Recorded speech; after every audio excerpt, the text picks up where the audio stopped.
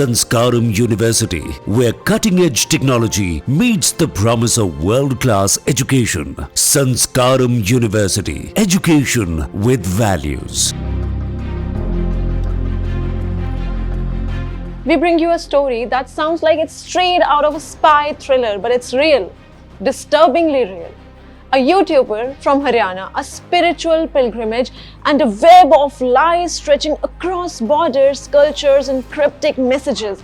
This is not just a case of espionage, this is modern-day warfare where the battlefield is digital and the soldiers, influencers. She was just another travel vlogger, or so it seemed. In 2023, Jyoti Malhotra, a content creator from Haryana, went to Pakistan. Her stated mission? To capture the spiritual essence of the 324th Vaisakhi festival, but what began as a pilgrimage soon spiraled into something far more sinister. A spiritual sojourn turned into digital deception. Intelligence agencies now believe that her very first visit was the beginning of a descent into the murky waters of espionage. And behind this gateway into Pakistan stood a familiar name in the pilgrimage circles, Harkirat Singh. Harkirat Singh, a man with a mission, known for facilitating Sikh pilgrimage across the Wagah border. Every year, thousands join these jathas to visit Nankana Sahib, Kartarpur Sahib and Panja Sahib in Pakistan. But Harkirat Singh, it appears, was also opening doors not just to Gurudwaras but to dangerous contacts in Pakistan. When Jyoti Malhotra failed to get clearance for her 2023 trip, Harkirat Singh allegedly introduced her to someone who would change her life forever. Ehsan, alias Danish.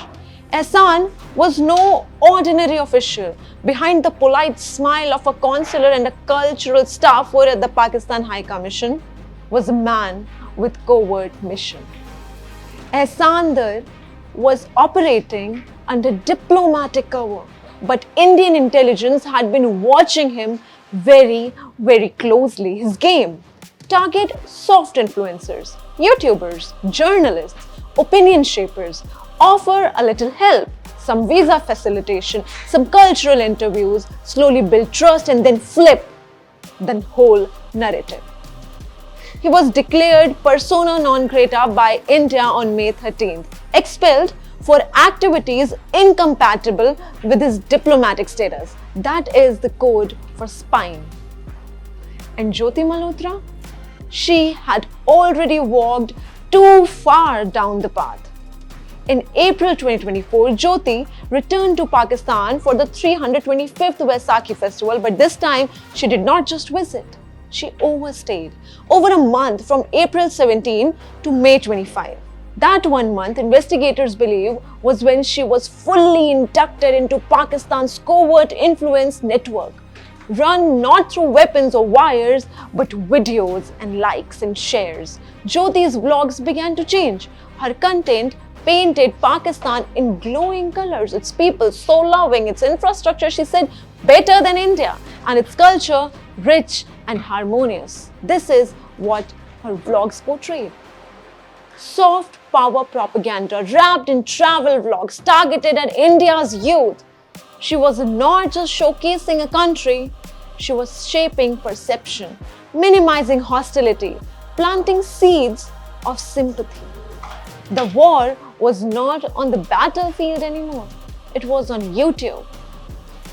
And then came the visa extension, the moment of no return. She needed more time in Pakistan. And that is when Harkirat Singh made the fateful connection again. With who? Ehsan-ur again. Ehsan did not just help with the visa. He began to groom her quietly, strategically, build a bond, encrypted chats, carefully framed topics, praises for Pakistan, criticism of Indian policies. Jyoti Malhotra was not vlogging anymore. She was broadcasting Pakistan's propaganda. Then came the video that would shock Indian agencies to their core.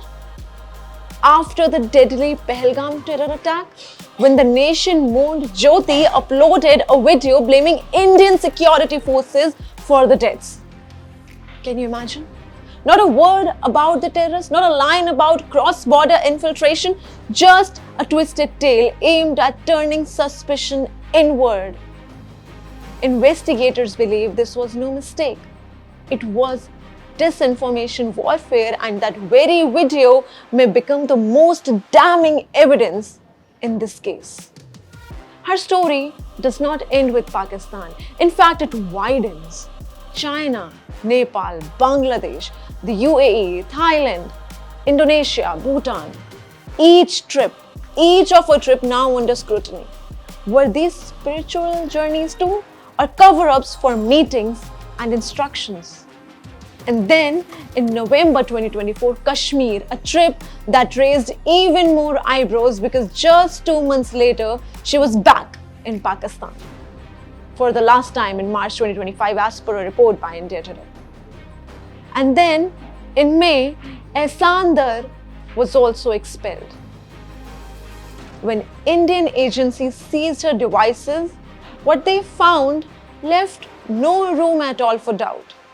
Encrypted chats, digital cues, a vault of content ideas matching Pakistani talking points, Pakistani propaganda. Her transformation from travel enthusiast to ideological asset to Pakistan was complete. She was not alone. She was being guided, being coached, and being monitored continuously.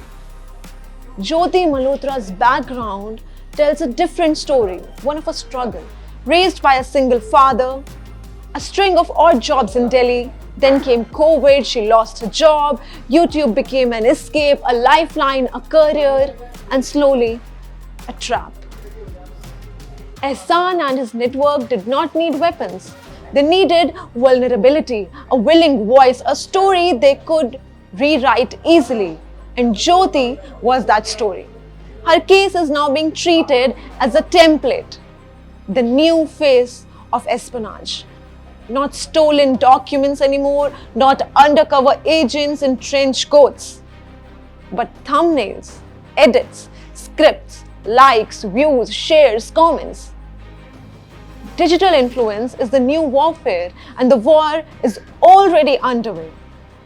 As influencers, vloggers, and journalists gain power and become opinion shapers, intelligence agencies are now training their sights on this invisible front. Because Jyoti Malhotra is no longer just an accused. She is a symbol of how soft targets can be weaponized. Jyoti Malhotra's journey reminds us that the front lines are no longer at our borders.